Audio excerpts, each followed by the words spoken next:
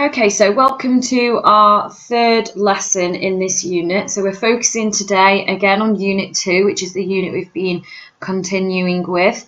We're focusing on Assessment Criteria 1.3, explain how seasons affect food availability.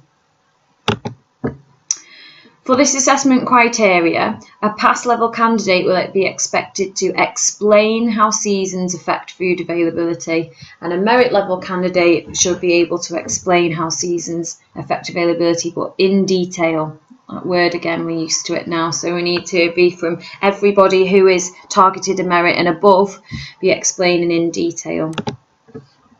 Now, the first task here is to identify which foods belong in which season. I want you to pause the video and have a go. Decide which of the following foods fit into which season. So our first season is spring. In this season, we have the fresh vegetables, so asparagus. These are shoots that are grown and harvested. They're cut at the bottom. And these are cauliflower. These grow throughout the winter, and they are ready to harvest in spring. In the summer, we have tomatoes and we have cherries. These are fruits. They need warm weather to grow, and so we can only harvest them, and they will only grow properly in the UK during that time. In the autumn, so this is around October time, the maize or corn is ready and pumpkins will be ready too. And in the winter here, we will be able to harvest cabbage and sprouts. So these are part of our Christmas dinner for a reason. They're in season in there and they're abundant at that time of year. What are seasonal foods? So seasonal food is the time of year when the food is ready to harvest. It's at its best in terms of flavour, or it's at the peak of its harvest season. So many foods are available all year, however they're not grown in the UK, they're imported from other countries. We have discussed importing foods in other lessons previously. Now, when local seasonal food is available, it tends to be fresher and cheaper.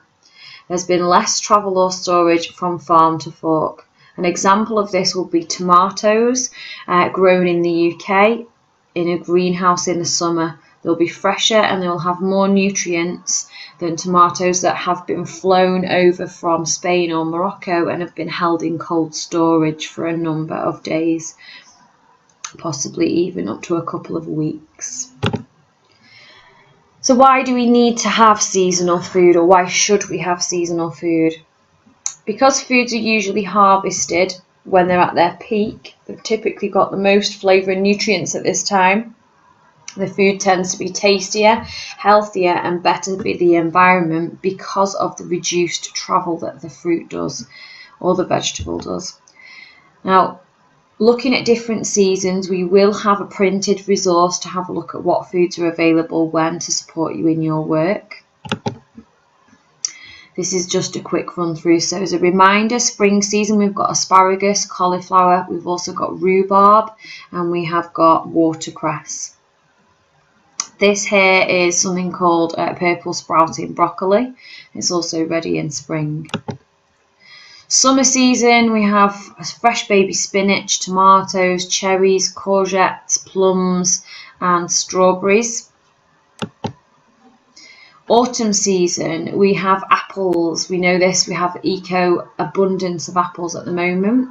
We've got corn that's ready, celery, pumpkins and cabbages.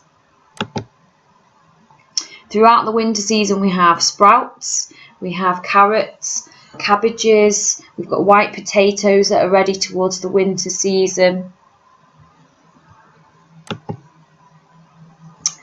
I just want you to have a very quick discussion if you can think of any other seasonal foods.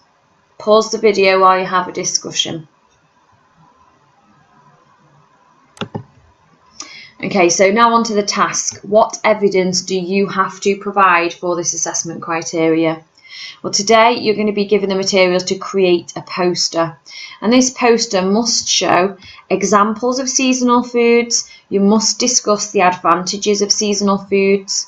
You should give some examples of imported foods and discuss the advantages and disadvantages of these too. Your poster title should be how seasons affect food availability, and make it clear that you're referring to Unit 2 Assessment Criteria 1.3. Again, just a reminder for merit level candidates, which is most people, we should be making sure that we're explaining why foods have particular seasons, the impact of weather and the impact of climate conditions.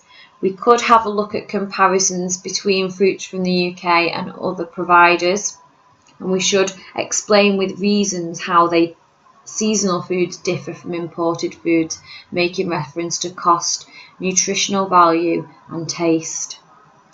Everyone will need to make sure that they address the past criteria as well. So an explanation of how they affect food availability, make reference to examples, use specific food examples from each season, and explain what happens in the UK when foods are out of season. How do we get them here?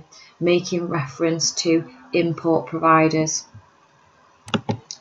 There are some additional references, videos to watch here. I will put links to these in the comments, so you can have a watch of these. They're extra research to help you with your poster.